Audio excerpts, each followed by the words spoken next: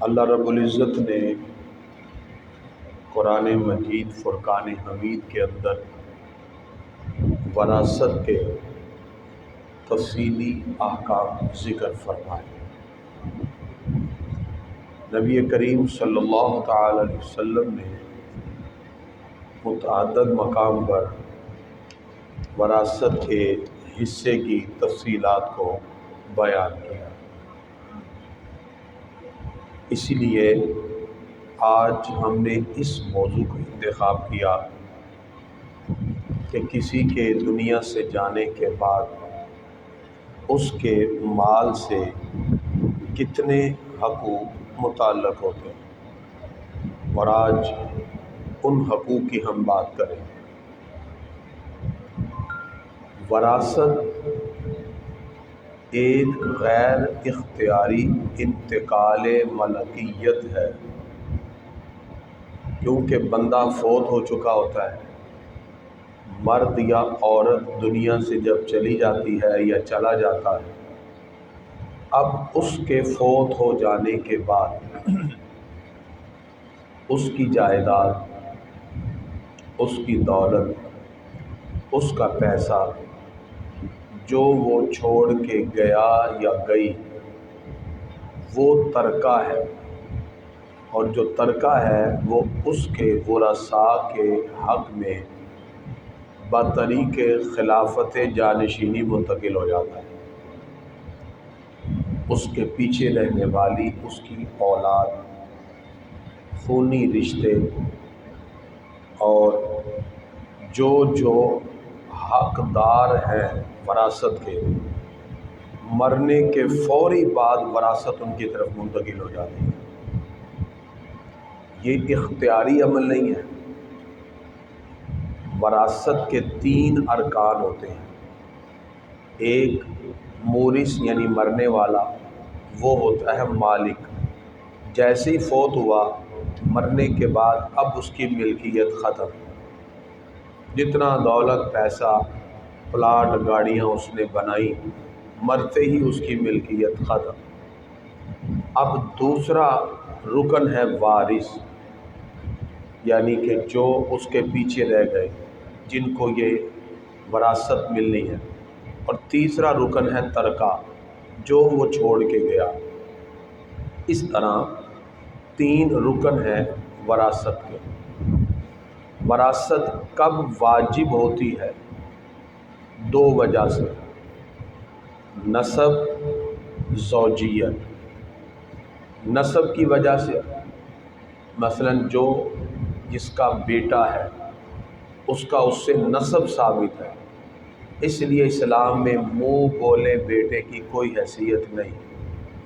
گود لیے ہوئے بچے کو اپنا ID پہ نام دینے کی شریعت میں اجازت نہیں۔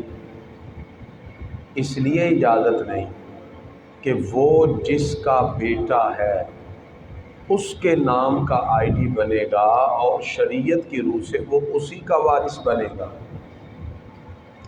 جب ہم آغاز ہی اللہ اس کے رسول کی نافرمانی سے کرتے ہیں تو پھر زندگی کی پرابلمز کا آغاز ہو جاتا ہے۔ نبی کریم صلی اللہ تعالی علیہ وسلم نے زید بن حارثہ کو اپنا منہ بولا بیٹا بنایا۔ شریعت میں اسے متبنی کہتے ہیں۔ لوگوں نے کہنا شروع کر دیا زید بن محمد۔ اللہ تعالیٰ نے قرآن کی آیت اتار کے فرمایا ما کان محمد ابا احد من رجالکم، محمد صلی اللہ علیہ وسلم تم میں سے کسی بالغ مرد کے باپ نہیں ہے، ولیکن رسول اللہ، ہاں لیکن وہ تو اللہ کے رسول ہیں، وخاتم النبیین، اور نبوت کے سلسلے کا اختتام کرنے والے۔ اس آیت میں اللہ تعالیٰ نے سری وضاحت فرما دی کہ ان کے جو بیٹے ہیں وہ تو چھوٹے ہی فوت ہو گئے۔ ہمارے پیارے نبی صلی اللہ علیہ وسلم کے بیٹے قاسم بچپن میں فوت، عبداللہ جن کو طیب و طاہر کہتے ہیں بچپن میں فوت، ابراہیم بچپن میں فوت۔ اللہ تعالیٰ نے قرآن کی آیت اتار کے فرمایا ادعوہم لآبائہم، ایسے بچے جو گود لیے جائیں ان کو ان کے اصل ماں باپ کے نام سے پکارو۔ لہذا کسی نے اگر اپنے بھائی کا، بہن کا بیٹا بیٹی گود میں لیا، اس پر لازم ہے کہ وہ اسی کے نام سے جنم پرچی بنوائے، اسی کے نام سے آئی ڈی بنوائے، اسی کے خاندان نمبر میں اس بیٹا بیٹی کو رجسٹر کروائے۔ اور اگر کسی بچہ بچی کا پتہ ہی نہیں ہے کہ کس کا ہے، یتیم خانے سے لے لیا، سڑک پہ پڑا ہوا مل گیا، تو اس کو اس کی ولدیت میں آدم یا عبداللہ کا نام لکھوائے کہ یہ لڑکا آدم کا بیٹا ہے۔ آدم کے سارے بیٹے ہیں، ہم بھی آدم کے بیٹے، عبداللہ لکھوائے، اپنا نام نہیں لکھوائے گا، وگرنہ نسب میں پھر اس کے لیے پرابلم ہو۔ نسب کسی کا ہو اور اپنے ساتھ ثابت کرنا اسلام میں قطعاً اجازت نہیں۔ یہ وہ برائی ہے جو ہمارے معاشرے میں اتنی زیادہ پھیل گئی، لوگوں نے نسبوں کے اندر بھی فرق کر دیا۔ وہ لڑکا جو گود میں لیا، بالغ ہونے کے بعد جس عورت نے اس کو گود میں لیا دودھ نہیں پلایا، وہ لڑکا اس کے لیے غیر محرم ہے۔ وہ لڑکی جو گود لی گئی اور اگر اس کو جس عورت نے گود میں لیا دودھ نہیں پلایا، تو پھر ایسی صورت میں اس عورت کا جو شوہر ہے اس کے لیے وہ لڑکی غیر محرم ہے۔ محرم رشتے نسب سے بنتے ہیں، منہ سے کہنے سے نہیں بنتے، تو میرا محرم بن جا، تو میرا محرم بن جا۔ ماں باپ دو ایسے رشتے ہیں جو اللہ کی سلیکشن ہے، بندہ اپنی مرضی سے کسی کو ابو امی نہیں بنا سکتا۔ ہمارے معاشرے میں کتنے لوگوں نے اپنی مرضی سے امی ابو بنا لیے، جو قطعاً ناجائز ہے۔ اب اگر وہ آئی ڈی میں اس کا بیٹا شو ہو رہا ہے عورت کا، تو وہ اس کے ساتھ حج عمرے پہ جائے گی تو گناہ گار، محرم کا تعلق ہے ہی نہیں۔ تو یہ ساری قباحتیں جب لازم آتی ہیں جب ہم شریعت کا دامن چھوڑتے ہیں۔ پھر اس بیٹی کا نکاح کا جب وقت آتا ہے، اس بیٹی کا نام خالدہ ہے، اس کے ابو کا نام اسلم ہے، آپ نے اس کے نام اسلم کو چھوڑ کے اپنا نام اس میں شامل کر دیا، جیسے کہ آپ کا نام بالفرض زید ہے، تو خالدہ بنت زید آپ نے لکھوایا، آپ نے غلط کیا۔ نکاح کے وقت کہا گیا لڑکے سے تیرا نکاح خالدہ بنت زید سے ہوا، تو نے قبول کیا؟ وہ کہتا ہے قبول کیا، یہ تو خالدہ بنت زید ہے ہی نہیں، یہ تو خالدہ بنت اسلم ہے۔ اللہ نے اس کے لیے باپ کا انتخاب اسلم کیا، آپ نے اس کے ایک نئے ابو کا اضافہ کر دیا۔ شریعت سے بھی بغاوت۔ جب وہ لڑکی نہیں ہے جس سے ہم حجاب کروا رہے ہیں لڑکے کا، تو نکاح کس سے ہو رہا ہے؟ نکاح تو جو خالدہ ہے نامی جو زید کی بیٹی ہے اس سے ہو رہا ہے۔ اتنی قباحتیں ہیں کہ میں آپ کو کیا بتاؤں، میں آپ کو اشارہ صرف کر رہا ہوں، اس لیے شریعت کے دامن کو تھامیے۔ لہٰذا وراثت کے لیے نسب اور زوجیت یہ دو ہیں، یا تو جو بیوی ہوگی، بیوی سے نسب تو نہیں ہوتا، بیوی تو نکاح میں آتی، اس کو وراثت ملتی ہے، یا پھر نسب ثابت ہوتا ہے پھر وراثت ملتی ہے۔ لہذا اس کے اندر اب شرعی طریقہ سمجھیے۔ جب کوئی بندہ دنیا سے چلا جاتا ہے تو ہمارے ہاں یہ ہوتا ہے، ہم کہتے ہیں نہیں جی نہیں یہ نہیں ونڈ پانی، ہم شریعت کی اس کو خلاف سمجھتے ہیں، یہ ہمارے معاشرے کی ایک رسم ہے۔ کہنے یہ کفن ہی میلا آیا تو پہلے ہی ونڈ مان لا، پھر نہیں، شریعت کہتی ہے ہر چیز کو مکمل ایک دوسرے سے بانٹ کر زندگی گزارو، تاکہ پتہ تو چلے کہ اس کے اتنے پیسے ہیں، اس پر اتنی زکوٰۃ ہے، اس کے اتنے۔ بعض لوگوں نے زیور رکھے ہوئے ہیں، یہ پتہ ہی نہیں کس کے ہیں، زکوٰۃ کا مسئلہ پوچھنے آتے ہیں، امی صاحب 10 تولے زیور ہے گئے تھے زکوٰۃ میں، کہ ہے کدھا؟ پتہ نہیں، پتہ کرو نا۔ اگر آپ نے 5 تولے ڈالا تھا زیور، وہ آپ نے بیوی کو مالک بنایا تھا یا اپنے پاس رکھا یا پہننے کے لیے دیا ہے؟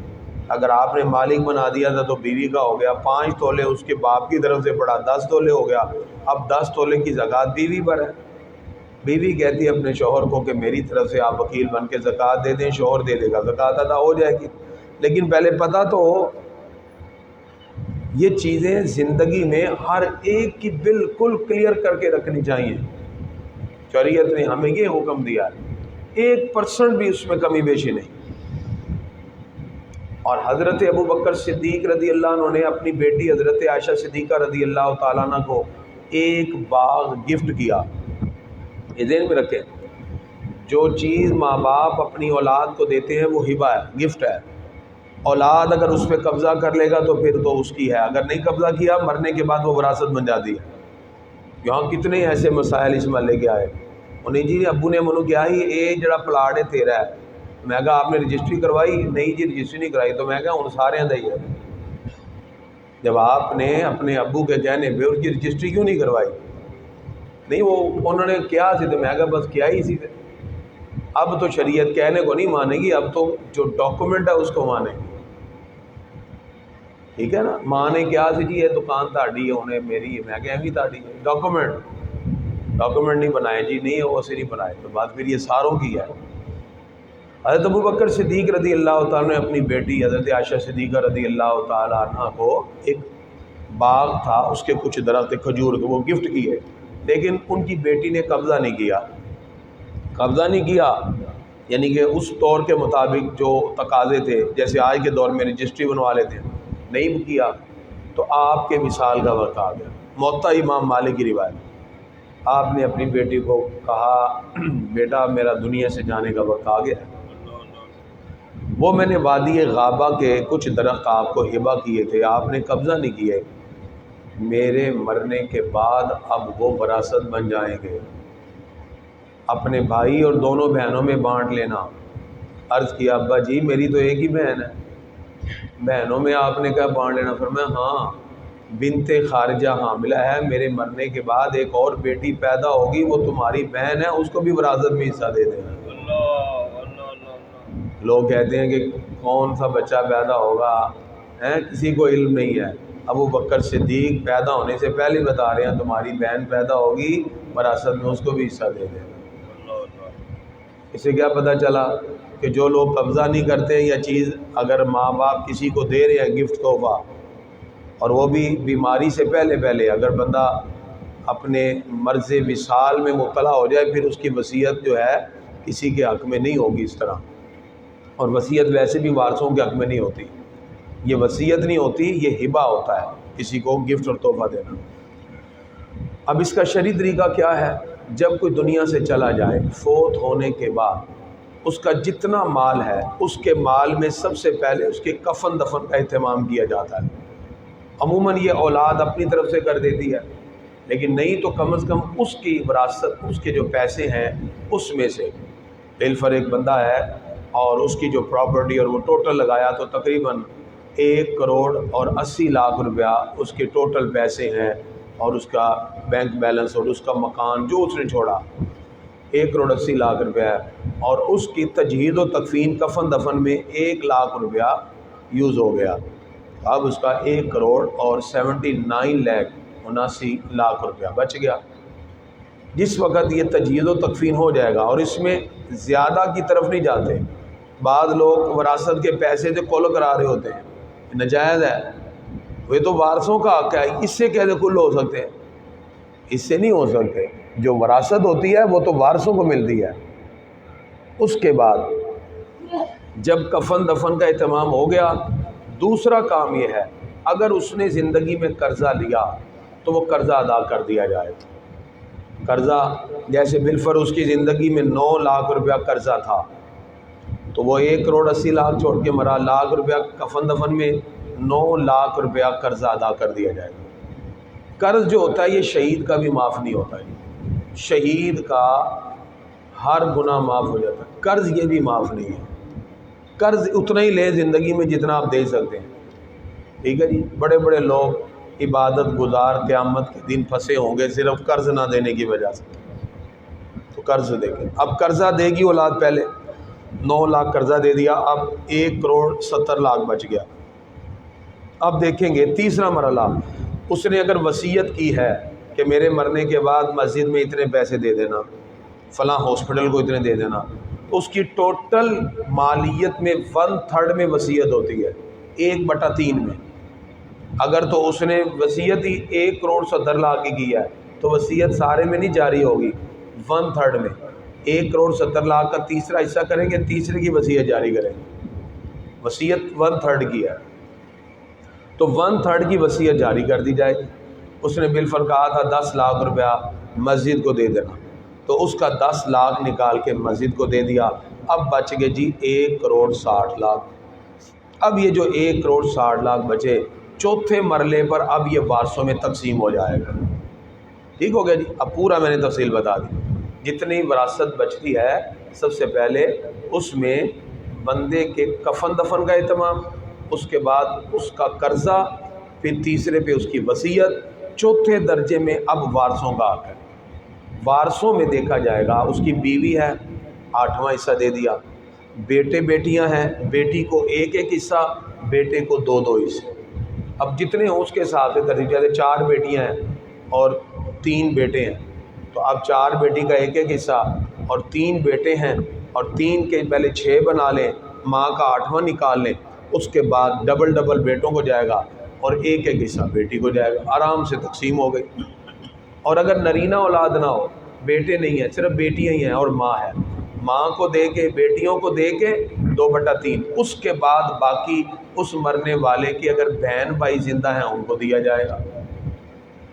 बहन भाई, उन बच्चों के चचा, ताया, फुफ्फो को, अब वही तरतीब होगी, फुफ्फो को मिलेगा 1-1 हिस्सा, चचा ताया को मिलेंगे 2-2 हिस्से, अगर नरीना औलाद ना हो। इसी तरह शरीयत में तकसीम होती रहती है।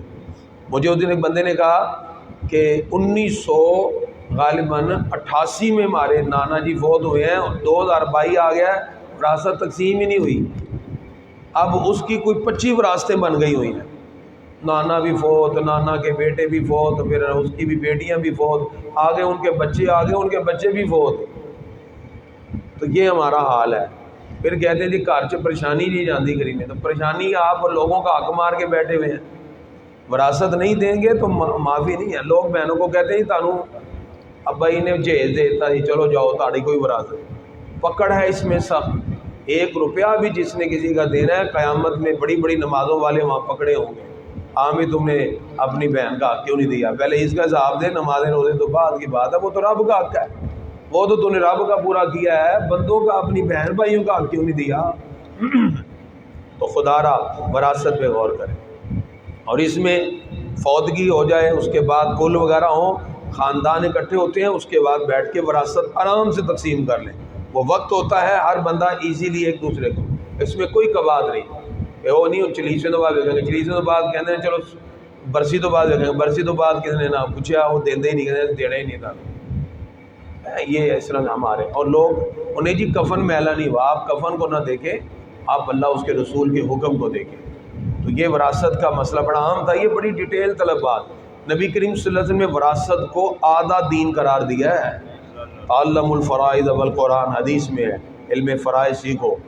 तो लिहाजा कोशिश करें इन चीज़ों की तरफ कि जब विरासत बनती है वो जिसका हक़ है उसको दिया जाए, वगरना याद रखिए इस सूरत में इंसान के लिए बहुत सी महरूमियाँ होंगी।